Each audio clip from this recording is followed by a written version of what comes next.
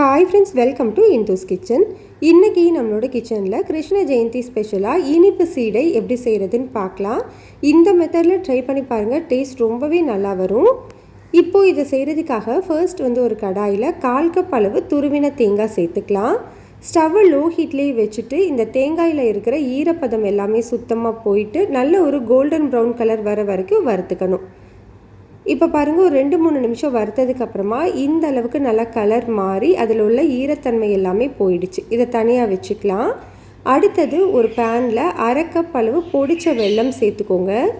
இதுக்கு பதிலாக நீங்கள் நாட்டு சக்கரை கூட யூஸ் பண்ணிக்கலாம். இது கூடவே 2 ஏலக்காயை தட்டிட்டு சேர்த்துருக்கேன். நீங்கள் ஏலக்காய் தூள் சேர்க்குற மாதிரி இருந்தால் 1/2 டீஸ்பூன் அளவு சேர்த்துக்கோங்க. இது கூடவே 1/4 கப் அளவு தண்ணி சேர்த்துக்கோங்க. சீடை செய்யும்போது நீங்கள் எந்த கப்பில் ஃபஸ்ட்டு மெஷர் பண்ணுறீங்களோ அதே கப்லேயும் மற்ற எல்லா பொருளையுமே மெஷர் பண்ணிக்கணும். இப்போது இதில் வெள்ளைப்பாகு எதுவும் கிடையாது. வெல்லம் நல்லா கரைஞ்சால் மட்டுமே போதும். நல்லா கரைஞ்சதுக்கப்புறமா தனியாக எடுத்து வச்சிடலாம். இப்போ மாவு ரெடி பண்ணுறதுக்கு ஒரு அகலமான பாத்திரத்து மேலே மெல்லிசான ஓட்டை இருக்கிற சல்லடை வச்சு அதில் 1 கப் அளவு இடியப்பம் மாவு, 3 டேபிள் ஸ்பூன் அளவு உளுந்து மாவு சேர்த்துக்கணும். நார்மல் பச்சரிசி மாவு தான் யூஸ் பண்ண போகிறீங்க அப்படின்னா வெறும் கடாயில் சேர்த்து நல்லா சூடு ஏறுற வரைக்கும் வறுத்துட்டு சேர்த்துக்கோங்க. உளுந்து மாவுக்கு 1/4 கப் அளவு உளுந்தை நல்லா வாசனை வர வரைக்கும் வறுத்துட்டு நல்லா பவுடர் பண்ணிவிட்டு சளிச்சிட்டு சேர்த்துக்கோங்க. இப்போ இது கூடவே 1 டீஸ்பூன் அளவு கருப்பியல் இல்லைன்னா வெள்ளையல் சேர்த்துக்கலாம்.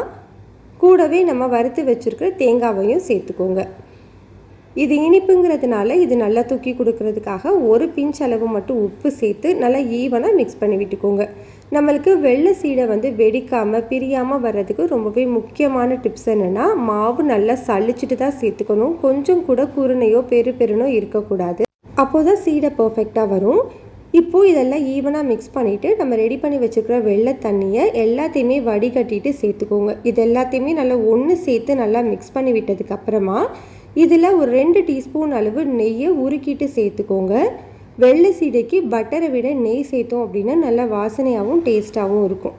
இப்போது நம்ம நெய் சேர்த்ததுக்கப்புறம் நல்லா ஒன்று சேர்த்து மிக்ஸ் பண்ணிக்கோங்க. சப்போஸ் உங்களுக்கு தண்ணி எதுவும் தேவைப்பட்டதுன்னா வெதுவெதுப்பான தண்ணி 1 இல்லை 2 டேபிள் ஸ்பூன் சேர்த்துக்கோங்க. மாவு பாருங்கள், இந்த அளவுக்கு நல்லா சாஃப்டாக பிசைஞ்சிருக்கணும். இப்போ நம்ம சீடை உருட்டுறதுக்கு கையில் நெய் இல்லைன்னா எண்ணெய் தடவிட்டு நம்ம உருட்டுற உருண்டைகளை அழுத்தி உருட்டக்கூடாது. மேலாப்பில் அப்படியே லைட்டாக உருட்டி தான் போடணும். நம்ம ரொம்ப அழுத்தி உருட்டினோம் அப்படின்னா உள்ளுக்குள்ளே காற்று போக கஷ்டமாக இருக்கும். அதனால நம்மளுக்கு அது பிரிஞ்சு போகிறதுக்கும் சான்ஸ் இருக்குது. லைட்டாக மேலாப்பில் அந்த மாதிரி உருட்டி எடுத்துக்கோங்க.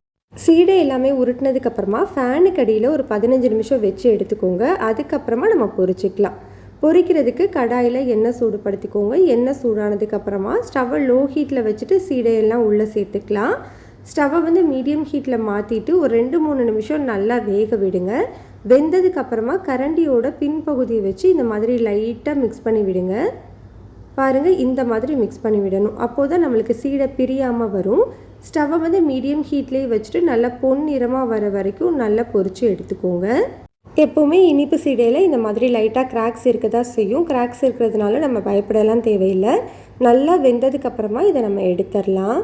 பாருங்கள், நான் எல்லாமே செஞ்சு எடுத்துட்டேன். அவ்வளோதான், நம்மளுக்கு சூப்பர் டேஸ்டியான இனிப்பு சீடை ரெடி ஆகிடுச்சு.